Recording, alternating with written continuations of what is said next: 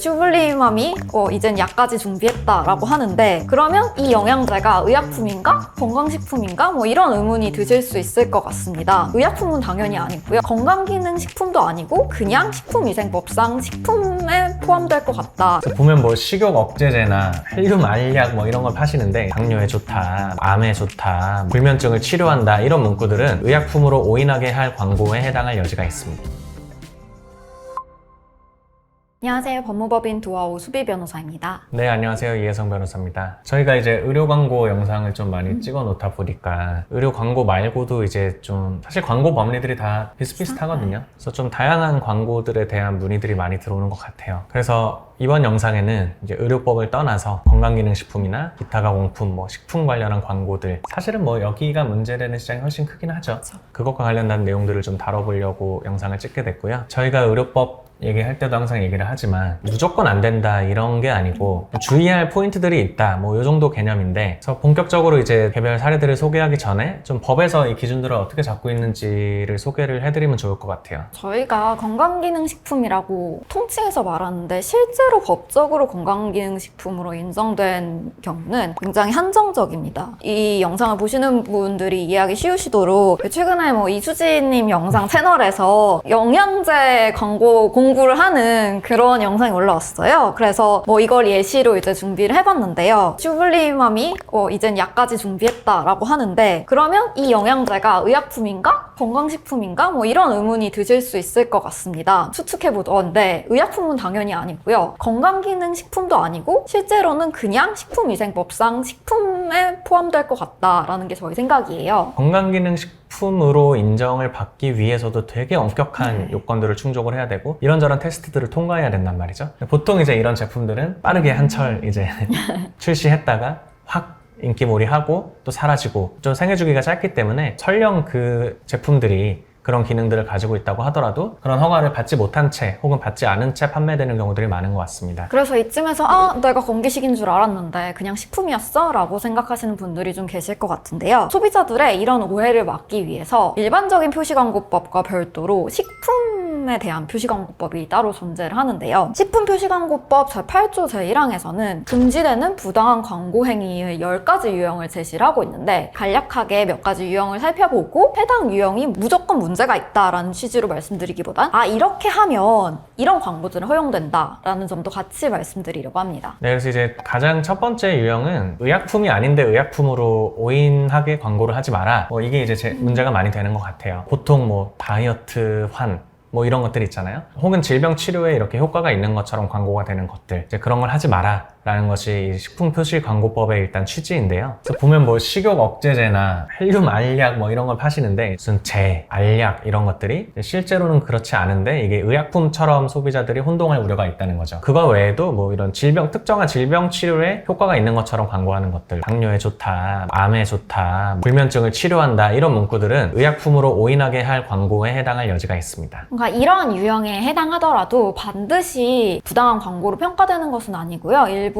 법령에서 예외 규정들이 존재를 하고 있고요. 그렇지 않더라도 일반적으로 이런 표현을 쓰는 게 좀 위법하다고 평가될 소지는 커요. 근데 그럼에도 불구하고 이제 이렇게 예외적으로 건강기능식품의 어떤 요건을 만족을 하거나 혹은 원료의 기능성을 명확히 구분해서 설명하는 경우에는 위법이 아니라고 판단하는 사례들도 있거든요. 그래서 예를 들어 녹용즙을 판매하시는 분이 심장, 위 보호에 특효, 강장작용, 그리고 부인병에 좋다 같은 표현을 쓰셨는데 원재료인 녹용 자체에 대한 설명이라고 봐서 제품의 효능 자체를 오인시킨 게 아니라 녹용에 대해서 설명했다라고 봐서 무죄 판결을 받은 사례가 있는 것처럼, 같은 말도 재료에 대한 것인지 제품에 대한 것인지 어떻게 해석되는지에 따라 다르게 평가될 수 있기 때문에 저희가 일률적으로 이런 표현을 쓰면 무조건 안 된다라고 말씀드리지는 않습니다. 그리고 이제 그 다음 유형이 의약품까지는 아니더라도 건강기능식품도 건강기능식품으로 승인을 받기가 굉장히 까다롭기 때문에 건강기능식품으로 오인받게끔 광고를 해서도 안 돼요. 사실은 이 경우가 거의 대부분인 것 같기는 해요. 보통 이제 뭐 살이 빠진다, 키가 큰다, 뭐 다이어트에 도움이 된다, 면역력을 증진시켜준다, 어디선가 한 번쯤은 보셨을 법한 그런 문구들이 건강기능식품이 아니면 그런 문구들을 쓰는 것이 문제가 될 수 있거든요. 근데 아까 오 변호사님이 말씀해주신 법리가 여기서도 통용이 되는 게 다 안 되는 건 아니에요. 그러니까 이 제품의 효과인지 아니면 이 제품에 들어있는 성분의 효과인지 그거는 분명하게 구분을 해주면 그 정도는 괜찮다라고 보고 있다는 거고요. 그리고 법령에서도 또 이 부분에 대해서 예외를 규정을 하고 있기 때문에 이런 예외에 해당하는 경우에는 건강기능식품으로 오인될 가능성이 있는 광고에 해당하지 않고요. 법원의 입장에서는 소비자가 봤을 때 이거를 건강기능식품으로 혼동될 정도가 아니다라고 판단을 하면 무죄가 나오는데요. 뭐 예를 들어서 한약재 배합이 시너지가 있다라는 광고가 뭐 그냥 제품에 대한 효능으로 인정이 되는 게 아니라 원재료에 대한 설명으로 읽힌다. 이런 경우에는 이런 광고 규정 위반이 아니라고 본 케이스들이 있거든요. 그래서 결국에 제품 효능으로 오인이 되느냐 이게 좀 쟁점인 것 같습니다. 이 판례들을 보면 이 변호사님들이 얼마나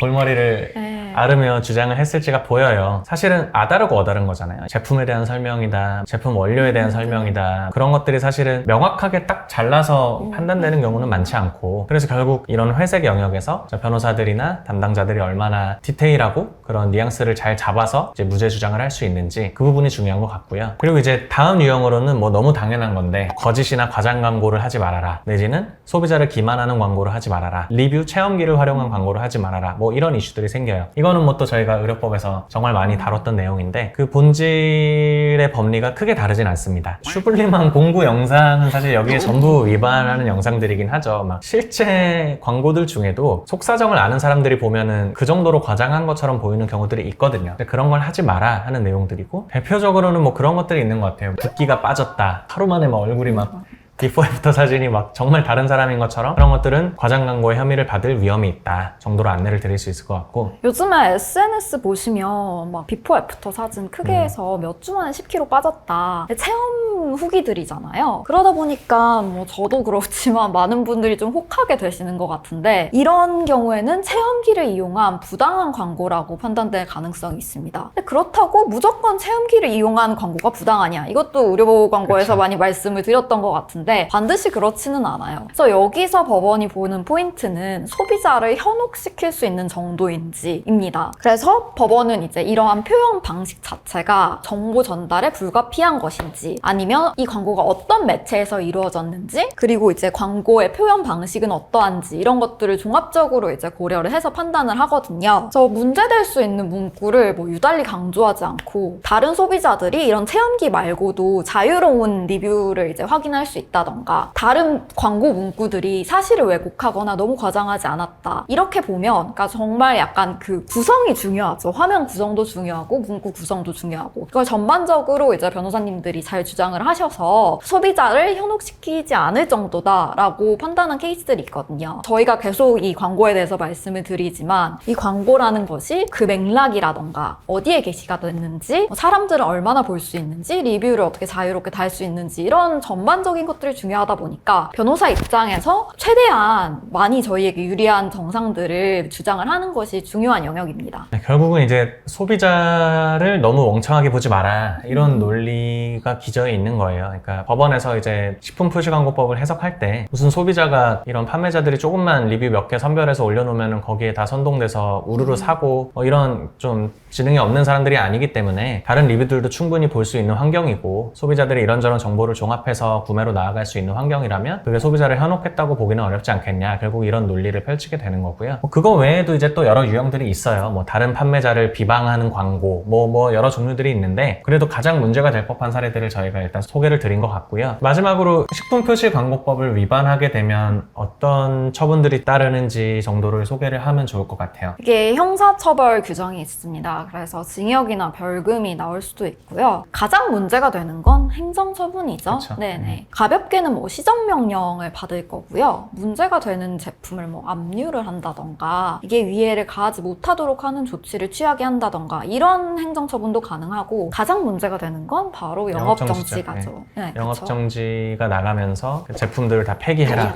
네. 이렇게 되기도 하고 또 이제 무서운 게 과징금이 나오죠. 건강기능식품도 마찬가지고요. 기타 가공품 식품 판매하시는 분들은 사실 원가 비중은 굉장히 낮거든요. 근데 다 이런 광고비, 유통비, 물류비 이런 걸로 빠져나가서 그걸 다 제하고 영업이익이 남게 되는 건데 매출액을 기준으로 과징금을 때려버리면 이제 그 업체는 거의 뭐 이제 파산으로 가게 되는 엔딩들이 많이 발생하는 것 같아요. 그래서 이제 뭐 형사처벌도 물론 죄가 되고 그 금액이 너무 크고 막 이렇게 되다 보면 형사처벌만으로도 징역에 가시는 경우들도 물론 있습니다. 근데 그것보다 더 겁내시는 것들이 거기에 수반되는 행정처분들인 것 같고요. 그래서 저희가 의료법 영상을 찍을 때부터 항상 말씀을 드렸듯이 이제 형사뿐만이 아니라 이런 행정처분, 행정소송에도 대응이 될 수 있는 변호사를 처음부터 만나셔야 전방위적으로 여러 선택지들을 고려하고 대응할 수 있다라는 말씀을 드리는 거고,